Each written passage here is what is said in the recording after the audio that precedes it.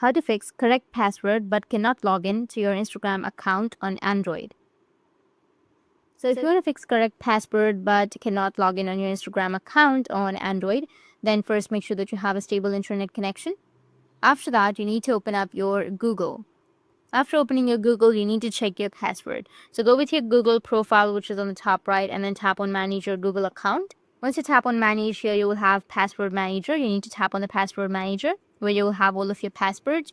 Now you need to go and search for Instagram. After searching, you can go with Instagram.com, and here you need to enter your screen lock at first. And then you will have your Instagram password right here. You can check your password if it's correct or not. If it's wrong, you can go and change your password or just correct your password. Once you've done correcting your password, even if it's correct now, if it says wrong, then your Instagram app might have been locked. So what you can do is just simply go and clear the cache of the application, or just uninstall the application and then reinstall it again, and that will fix your problem. So tap and hold on to your Instagram at first and then go with app info.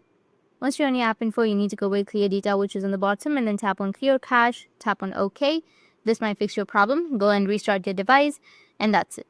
That's how you can fix your problem. And if you have any questions, feel free to comment below. Thanks for watching.